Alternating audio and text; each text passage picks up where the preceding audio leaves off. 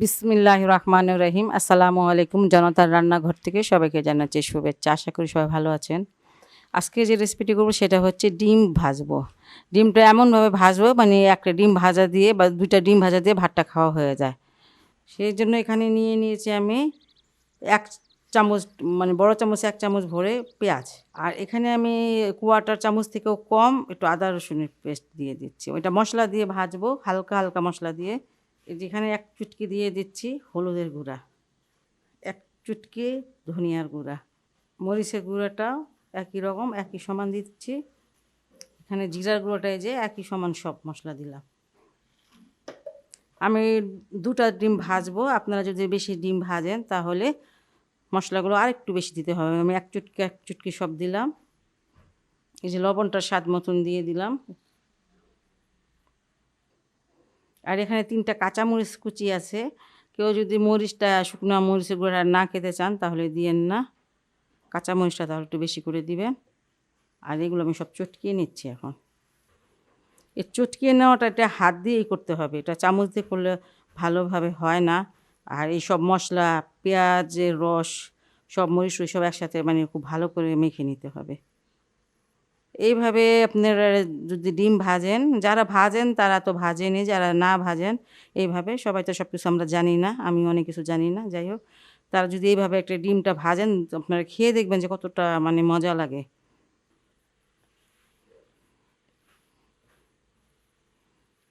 এখানে দিয়ে দিচ্ছি ধনিয়া পাতা,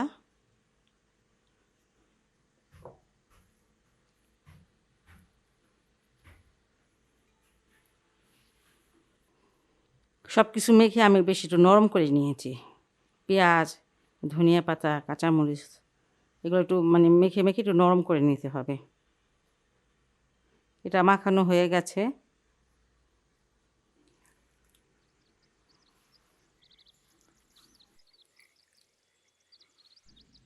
এই ডিমগুলো এখন আমি এই মশলাগুলোর সাথে পেঁয়াজ, কাঁচামরিচ সব কিছুর সাথে খুব ভালো করে বিট করে নিব।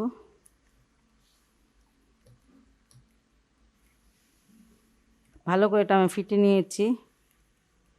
ডিম আমি ভাজতে চলে আসলাম। ফ্রাই প্যানে কিছুটা তেল দিয়েছি আর তেলটা বেশ ভালোভাবে গরম হলেই ডিমটা দিতে হবে, না হলে ডিমটা ফুলে না।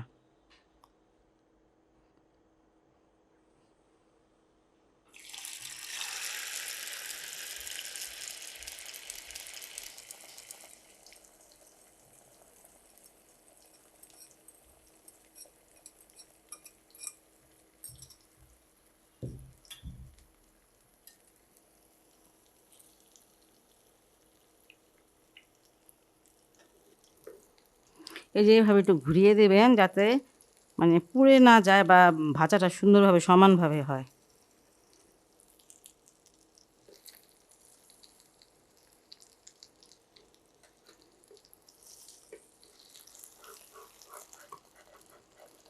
আমি এখন এটা উল্টিয়ে দিচ্ছি। দেখেন মাশাআল্লাহ কালারটা কত সুন্দর আসছে। এইভাবে যদি আপনারা ডিমটা ভেজে খান, কি যে যারা যারা খাবেন না তাদের জন্য মানে খান না এইভাবে ডিম ভাজেন না, না যারা যারা ডিম এইভাবে ভাজেন না তাদের জন্য আজকের আমার এই রেসিপিটি। এইভাবে ডিমটা ভেজে খেয়ে দেখবেন যে কতটা ভালো লাগে। অনেক সময় হয়তো দেখা যায় যে আলসেমি লাগে কোথা থেকে আসলাম।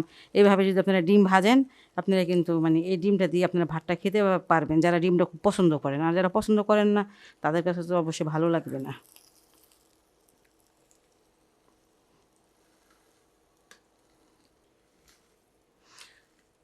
দুই দিকটা ভালো করে ভেজে নেবেন। টাইমটা আমি বললাম না, আপনারা বুঝে মানে আপনারা বুঝবেন যে আর আমার ডিম ২টা ছোটো সাইজের ছিল। বড় সাইজের যদি হইতো তাহলে সময়টা আরেকটু বেশি লাগতো। যে কালারটা দেখে নেবেন, কালারটা দেখে যে উল্টিয়ে দেবেন।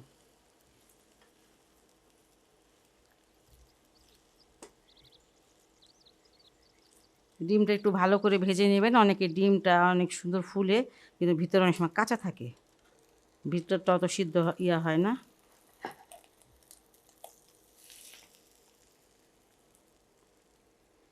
খুব সুন্দর একটা ঘ্রাণ বেরিয়েছে ডিমের।